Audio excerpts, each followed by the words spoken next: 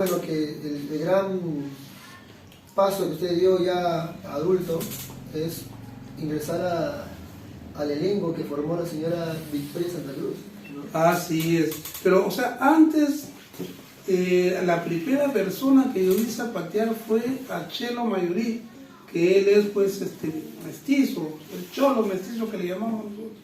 Cholo mestizo. Y me sorprendió porque es atajo de negritos y lo baila un cholo. Dije, ¿cómo es que es esto? Pero en realidad, el atajo de negrito no solamente ha sido de negritos por pigmentación. El atajo de negritos lo han bailado chinos, japoneses, andinos, obviamente negros, ¿no? Y todas estas cosas que yo he ido viendo en el transcurso de mi crecimiento, cuando llego a Victoria Santa Cruz y veo el trabajo de Victoria Santa Cruz, el trabajo que hacía con nosotros, entonces siempre me quedó esa pregunta dentro de mí, ¿no? Esto no se parece a lo que yo he vivido, ¿no? O sea, no va con la naturaleza, o sea, no va con nuestra tradición. Entonces, ¿qué era? Que no iba con la tradición de que, o sea, Victoria Santa Cruz hacía espectáculos, pero para teatro. O sea, nosotros, cuando iniciamos con Perú Negro, desde que iniciamos con Perú Negro, contamos la historia a través de la danza y la canción, ¿no? O por ejemplo, como siempre digo yo, repito esto, contamos la historia, pongamos en las danzas que hacemos para contar la historia, tomamos como ejemplo a Túpac Amaru. Túpac Amaru fue el primero que proclamó la abolición de la esclavitud el 16 de noviembre de 1780. Y lamentablemente pues fue apresado y tú sabes cómo es estos problemas sociales. Y entonces en nuestro folclore nosotros hemos querido resaltar, hacerle un homenaje a Túpac Amaru porque él estuvo a su lado, con él lucharon muchos africanos, incluyendo a Micaela Bastidas, la Zamba, su esposa, la generala. Y muchos desconocen que Micaela Bastidas pues, era una zamba, afrodescendiente. ¿no? Afrodescendiente, ¿no? Y Antonio Blitas también. En esta danza Landó resaltamos esos detalles y le cantamos a estos líderes, a nuestro curaca como es Túpac Amaru, ¿no? Entonces contamos la historia por intermedio de la danza y la canción.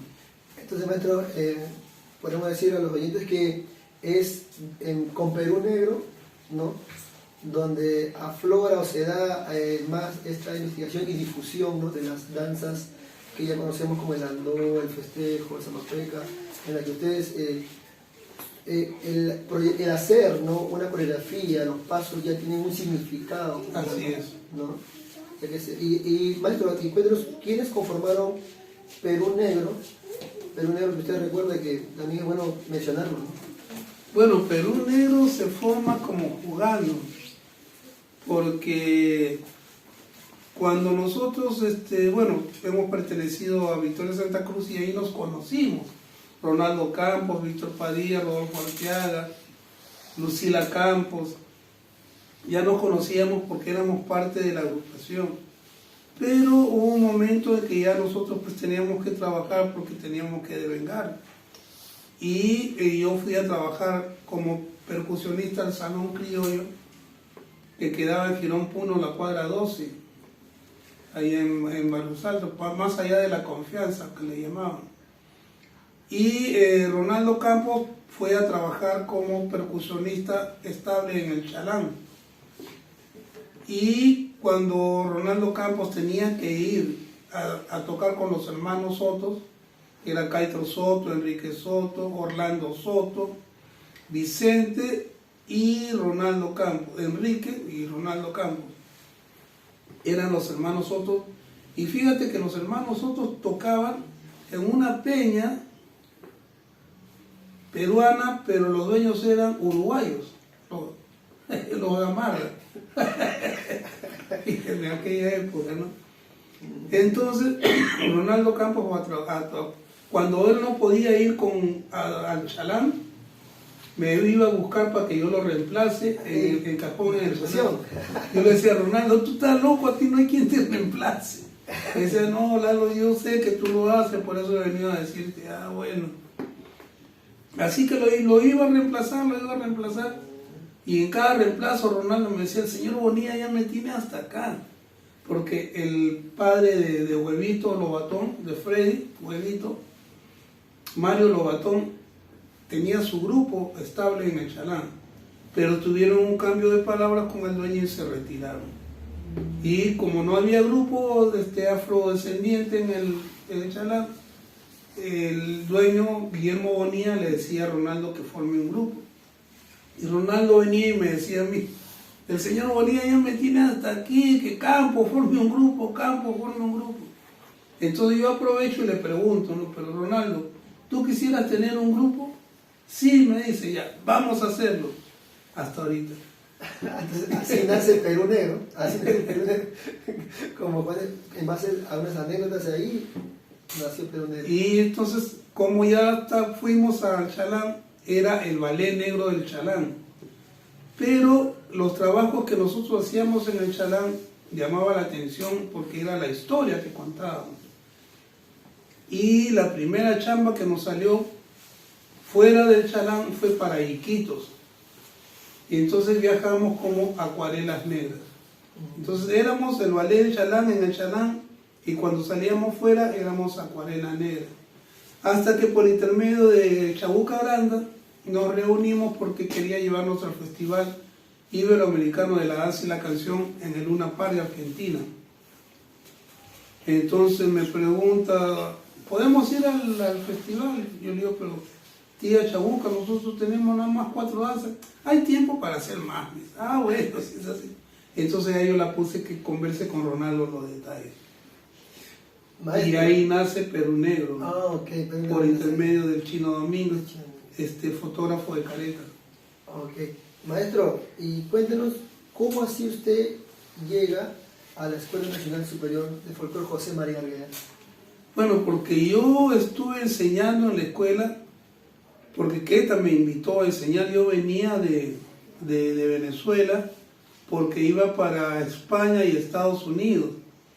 Pero Queta me dice, Lalo, pero nada más que un momentito para que tú enseñes aquí en la escuela.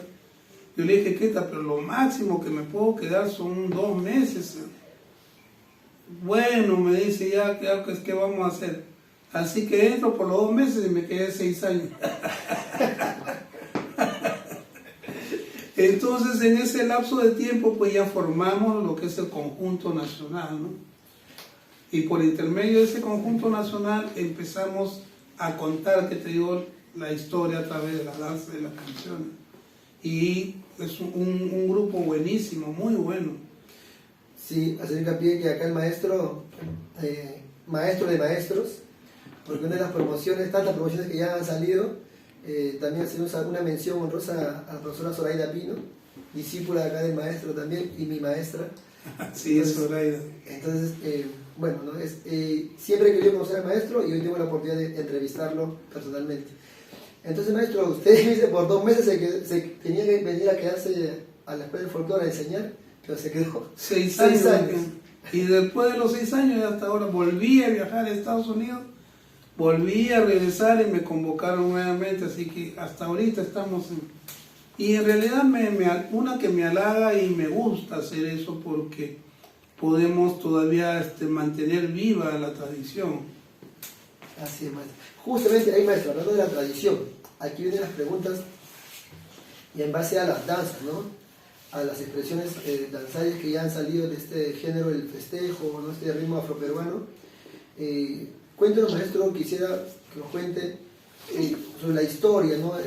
La definición, la historia, el contexto del festejo, cómo así nace el festejo, o si hay tipos de festejo, para que los que nos escuchan aquí sepan, ¿no? Todo esto, ¿no? Lo relacionado al festejo y sus instrumentos. Claro, el festejo, cuando nosotros hablamos del africano que vino en condición de esclavo, nosotros hablamos del africano, pero el subsahariano, porque tú sabes que África, pues Egipto está en África, pero no son negros, por decirte, ¿no? Entonces la parte subsahariana es la que llegó para aquí, para América en calidad de esclavo. Y obviamente que aquí llegaron muchas etnias: Congo, Yoruba, Mukangas, Carabalíes, Cangaes, Guarochiríes, Terranobos, Chala, Mandingos, bueno, en fin. Entonces, cada etnia, cada personaje lo representaba el trabajador de determinada hacienda donde estaba esclavizado. Y ellos, cuando se cimarroneaban, por decirte, utilizaban la percusión como sistema de comunicación a distancia. Entonces, dentro de la percusión, que vamos a hablar posteriormente a eso, ellos había un ritmo, un golpe de comunicación que significaba festejar, ¿no? Pongamos, ellos festejaban que cuando un esclavo se escapaba, se cimarroneaba. Ellos festejaban que uno o varios hermanos se habían escapado o se habían liberado, y por ende emitían la noticia por intermedio de la percusión. Entonces ellos sabían qué cosa es el significado de se han liberado, ¿no? Y así como este significado de la percusión han ido adentrándose, entonces como ese lenguaje se creó para determinada comunicación, cuando el africano de la etnia que fuere escuchaba este tipo de golpe, celebraba a su forma. Maestro, si pudiera mostrarnos algunos pequeños golpes, ¿sí? Percusiones, y nos brinda su significado y su mensaje, ¿no? De cada... Bueno, este sería el golpe de celebración, ¿no?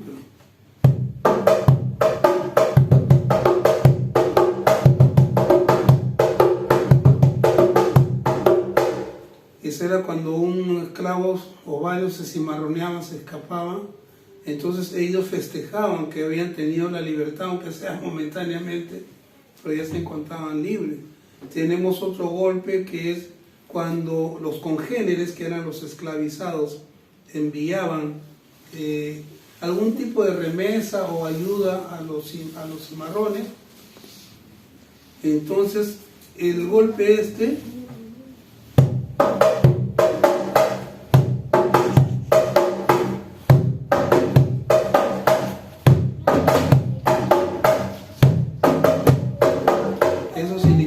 que hemos recibido la remesa y ha llegado bien sin novedad.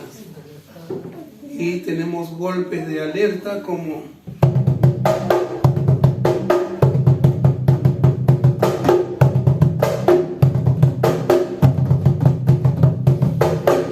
eso era prevenido, alerta, como decir ponte mosca, ¿no?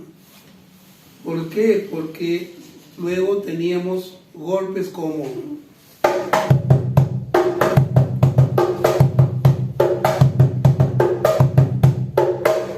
ese golpe significaba vienen soldados o cazadores. Entonces, ¿cuál era el objetivo de los soldados o cazadores? Atrapar a los cimarrones, entregarlos a sus amos y cobrar la recompensa. Entonces, cuando ya ellos prevenían y se rumoreaba, se escondían, porque el golpe les avisaba que vienen soldados y cazadores, hay que esconderse. Entonces se escondían. Y hay otro golpe que es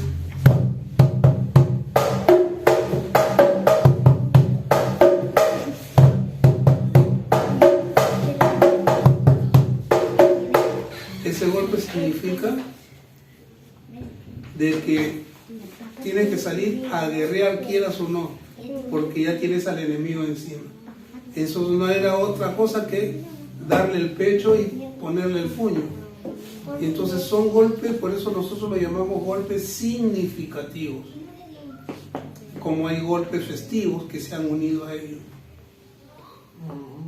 Entonces, maestro, queda claro que para los africanos traídos a la colonia americana, ¿no? En este caso siendo condición de esclavos, este medio de comunicación ha sido los tambores, ¿no? La percusión en los tambores, y que justamente, y bueno, también habiendo leído un poco sobre la cultura africana, tengo entendido que sí, ¿no? El tambor tenía un significado muy importante para ellos, ¿no?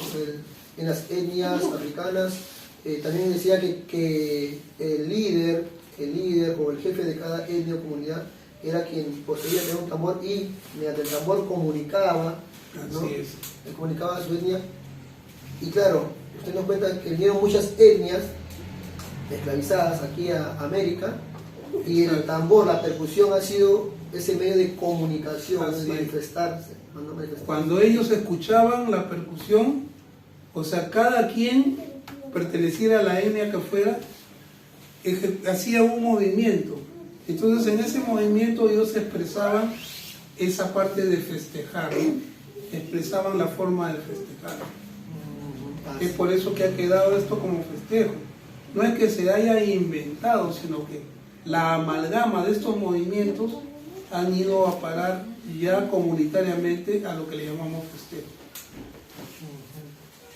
Maestro, entonces ahora, había pues los esclavos que estaban en el campo y otros en la casa hacienda, ¿no? Coméntanos un poco de ello, ¿no? La diferencia o semejanzas que... Hace por zonas, pongamos cuando nosotros bailamos o representamos un festejo en escena, tenemos que ver la zona, porque hay zona casa hacienda, que era donde los patrones vestían de gala a sus sirvientes, porque tener pues negros a su servicio era un lujo, y lo vestían de acuerdo a la élite social. Y a veces la patrona le ponía las joyas a la servidumbre para que la chica luciera la joya ante la opulencia. La lucía. Exacto, entonces tú veías el cochero tiene traje de terciopelo, tiene medias blancas, zapatos de charol o zapatos brillosos con hebilla, camisa blanca con bobo, hay veces con peluca o hay veces con sombrero. Entonces lo vestían a toda la servidumbre de acuerdo a su élite social. Entonces eso pertenece a lo que es la casa hacienda. Ahora, en la zona rural es todo lo que se refiere al campo. Por eso que ves los trabajadores están descalzos, con el pantalón remangado. Perdón. Y algunos tienen la camisa amarrada, otros están sin camisa, con el torso desnudo. Otros se ponen el pañuelo de atrás para adelante, de adelante hacia atrás, para que el sudor no le molestara la vista. Algunos se ponían sombreros para el sol. Maestro, entonces podríamos decir que los esclavos que estaban en la casa hacienda tendrían algún tipo de beneficio, eran también, bueno, ya vestidos, también educados. Claro, tenían esa prioridad de la forma de expresión. ¿No? Pero no dejaban, o no dejaban esa condición de esclavos. Exacto. Y ya, bueno, posterior a esto se reunían en sus cofradías, en grupos para poder manifestarse. Y otra zona es la de los palenques. Entonces ellos en los palenques sobrevivían y a veces tenían que salir a asaltar, pero ellos asaltaban solamente a la clase dominante, al blanco, no al andino ni al negro, solamente al blanco. Y ahí en los palenques pues encuentras un poco de todo: sotana de cura, chaqueta de militar, ¿qué te digo? Prendas de dama, prenda de caballero. Entonces, maestro, cuando uno va a representar este género musical, danzario, el festejo, tiene esas tres opciones en lo que es la vestimenta, ¿no? Exacto. De representarlo al estilo casa hacienda, al estilo rural o de campo, ¿no? Exacto. Campo, el palenque. Ajá. Hay todas esas opciones. Lo que pasa es que cuando hablamos de festejo, todos se van a la zona rural. Y yo puedo hacer un festejo con la casa hacienda. Por eso justamente esta entrevista nos va a ayudar a conocer más, ¿no? de la manera como representar el festejo. Exacto. No quedarnos Y no pensar que también, haciendo un también, no pensar que el festejo, porque hoy en día muchos profesores de danza confunden y no corrigen eso a sus alumnos, que cuando hacen un festejo lo presentan con la falda pequeñita. Con la falda pequeñita, claro, eso sí no. Y quisiera que nos cuente, maestro, el por qué no con esa falda pequeñita. Claro, esto de la falda pequeñita se origina ya más o menos por el 1975 aproximadamente, que ya entra esta vestimenta que remeda al baile punta de Honduras, de los garífunas de Honduras. Tienen su baile tradicional, es el baile punta, y por ende ellos usan la vestimenta larga, o sea, la vestimenta tradicional, pero cierta agrupación viene con otra modalidad de vestimenta. Entonces las chicas que concursan para festejo, porque el festejo se venía concursando con vestimenta tradicional, pero como ven este tipo de modalidad, el bailar de puntitas y el taca-taca, entonces eso lo ingresan en un concurso de festejo, pero el jurado, que qué sabe lo burro de alfajores si sus padres nunca fueron panaderos. Ellos, como tienen posición social, como es dueño de la Bacus, dueño de tal, entonces ponga el jurado, pero ellos no tienen ni idea de qué se trata. Entonces ellos ven bailar y ven que la chica sale mostrando algo más de lo que debía, entonces le da como ganadora a la chica sin saber por qué, ¿no? Entonces el resto de las chicas ven que esta modalidad ha ganado, y de ahí para adelante todas a cortar la faldita y hacer ese baile punta de Honduras, mezclado con un poco de ritmo, ¿no? Afroperuano. Sí, bueno, sí, porque hoy en día se confunde, pues, ¿no? Yo veo, a mí también me ha tocado cuando he enseñado el festejo. Claro, eso no es festejo. Eso podríamos decirlo para no herir las susceptibilidades, para no herir, digamos que es un baile contemporáneo.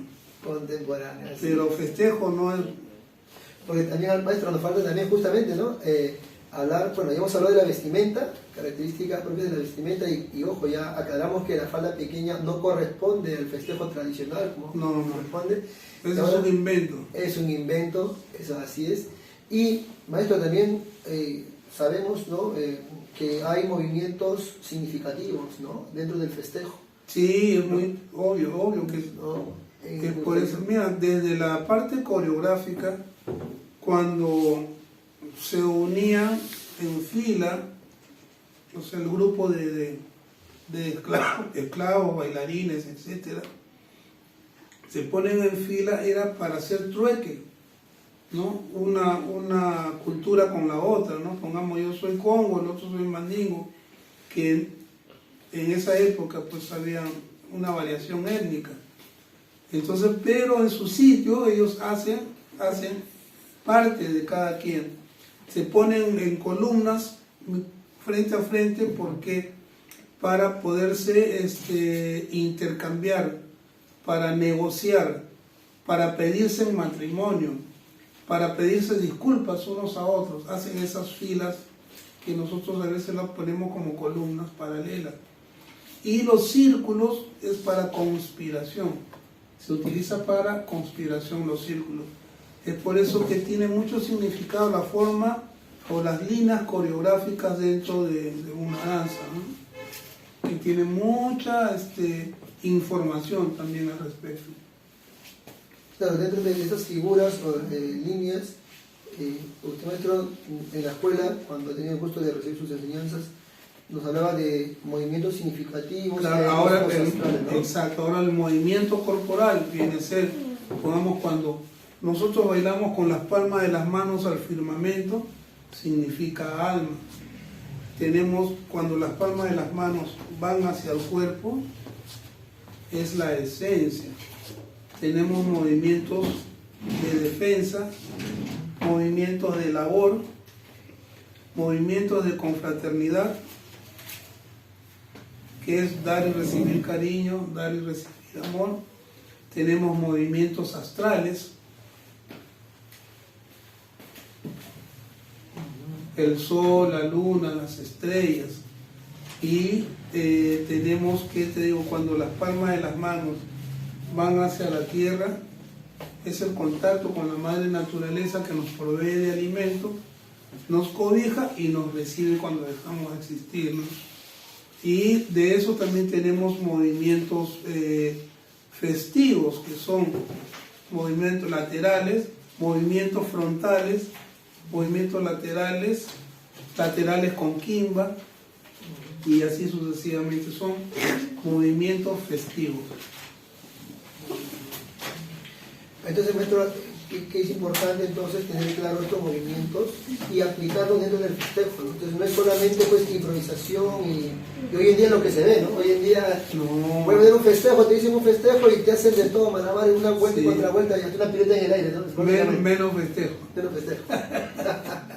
Entonces, ¿qué tan importante es identificar? Claro, ahora, nosotros, no es que uno esté en contra de eso, pongamos, nosotros estamos de acuerdo con la fusión, pero hay que llamar las cosas por su nombre. Si yo voy a hacer una fusión, digo, he tomado del festejo para hacer este que es mi trabajo, correcto, estamos muy bien. Pero si hace el trabajo, muestra el trabajo, sin decir de qué se trata y llamarlo festejo, ahí sí estamos mal. Muy bien. Maestro, diga, ¿y qué instrumentos? También me gustaría conocer y hacer conocer a los chicos sobre los instrumentos iniciales o no, los primeros instrumentos que se utilizaron en el festejo y a la posteridad lo que hoy vemos, ¿no? Para lo que se utiliza en la ejecución. Claro.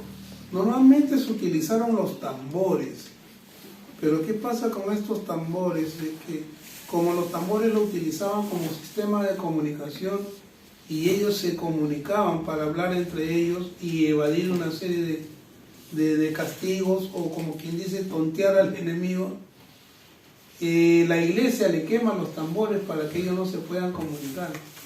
Y entonces ahí vino pues una caída tremenda, ¿no? Y es donde ya se recurre a la madera, la mesa de noche, las sillas, las gavetas, todo, o sea, cualquier objeto que produjera sonido en la mano del africano era un instrumento. La cuchara. También había, maestro, sonidos culturales, ¿no? Usted me lo comentaba. Sonidos culturales, ¿no? Que son... Sí, todo eso se empleó. Las palmas de las manos y las plantas de los pies también constituían instrumentos de percusión.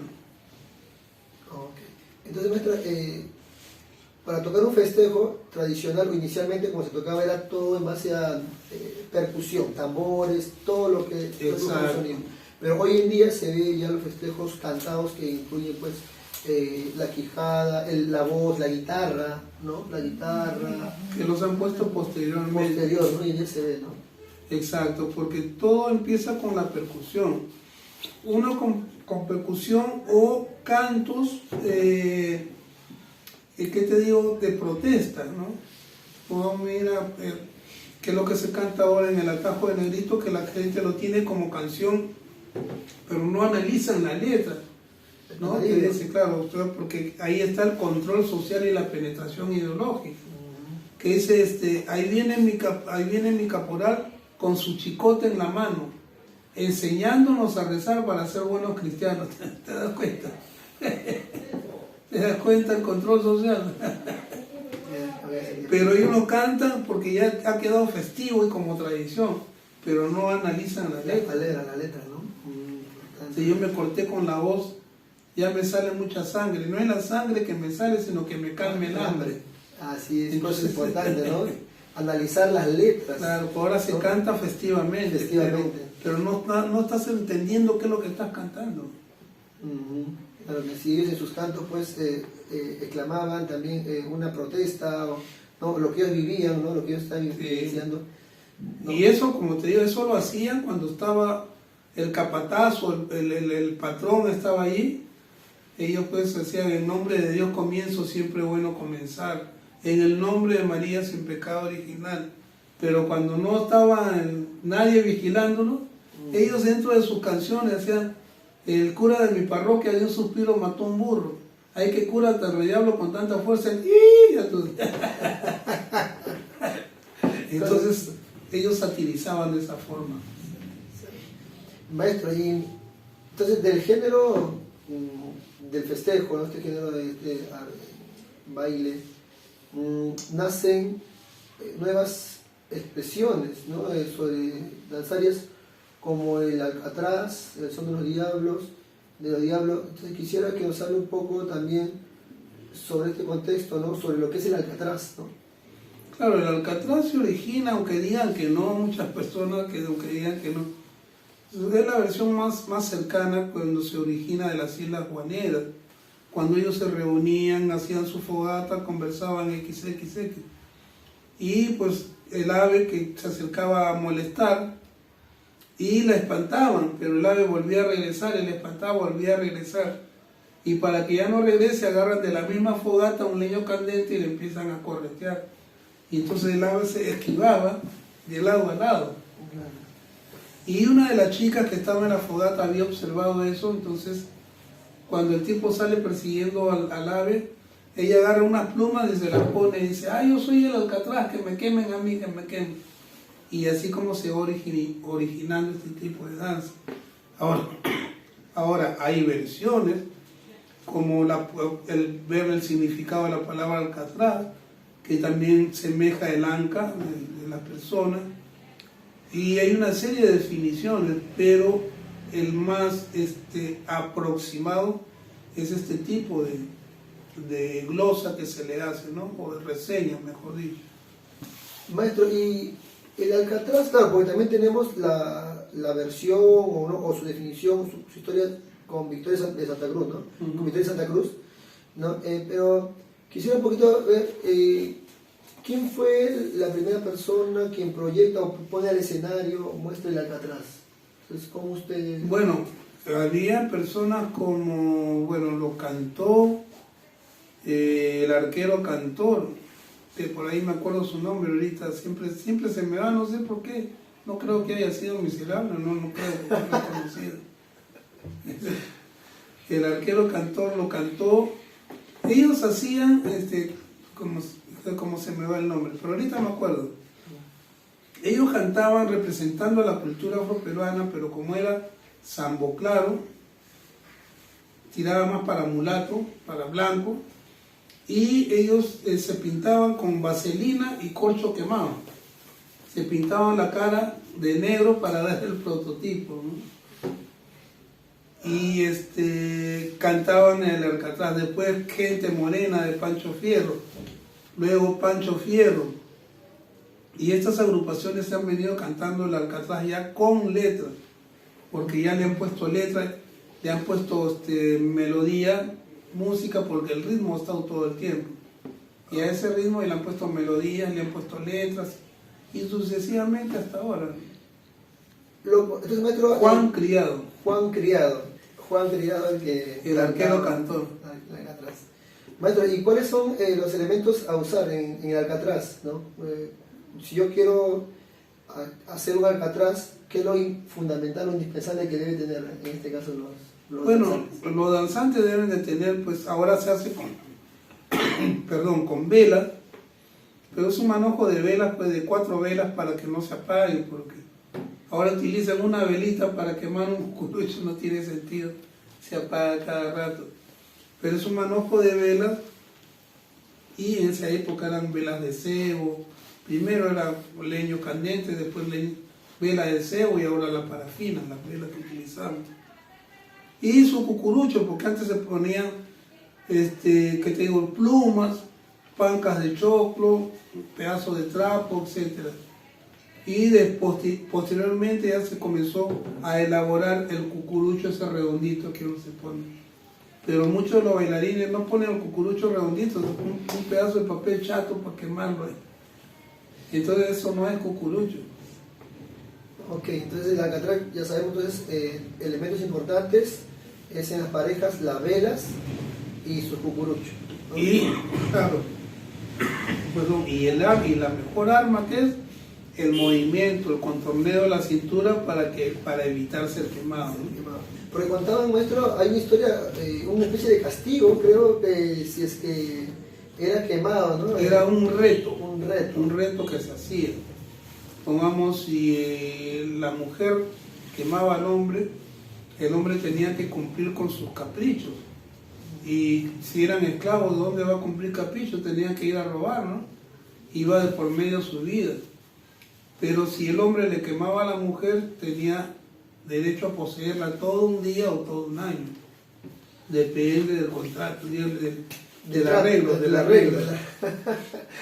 Son cositas que se han dado bien, significados y cosas que se dan dentro de la danza del Alcatraz.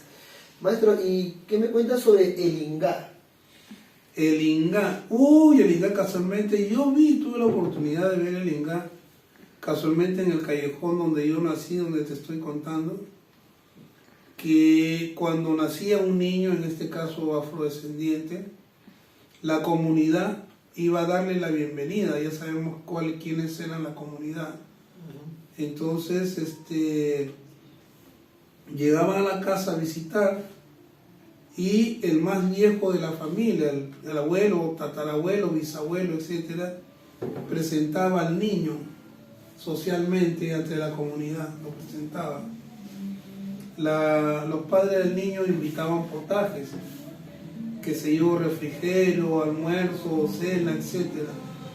Y la bebida que se tomaba ahí representaban los orines del niño. Ellos decían, vamos a tomarnos los meados del niño. De verdad se metían una bomba. Entonces, una familiar del niño o un familiar del niño, a los visitantes los reúne en un área de círculo, que pasarían a ser los circundanzantes. Entonces, a ritmo de percusión, ella en el centro va recolectando prendas. Pongamos un saco, un delantal, un sombrero, una bufanda. Y con todos esos accesorios hace un monigote. Y el monigote representa al recién nacido. El recién nacido está durmiendo ya, pero el monigote va a representar al recién nacido. Y esta persona inicia la danza. Ahora, eso se hace cuando nace un niño. Pero cuando no nace un niño y se hace a nivel de juerga, se hace el mismo procedimiento. Pero ya los movimientos al centro cambian. Porque antes tomaban al niño, todo el que salía al centro, como que si recién estuviera cargando a un bebé, ¿no? Okay. Pero en la parte de la juerga ellos agarraban al bebé, pero, pongamos, señalaban, claro, yo le echaba un lente a una de las danzantes, entonces ahí con el muñeco le digo, mira lo que te va a tocar, mira lo que te está perdiendo. Entonces decía de insinuación un poquito más subido de tono. Y eso vendría a ser lo que es el ingá. Pero ahora lo hacen con un muñeco de, bueno, en fin. Hoy en día ya creo que los muñecos, bueno, que más comerciales, ¿no? Hasta Chuck que lo han agarrado. Perdón. Okay,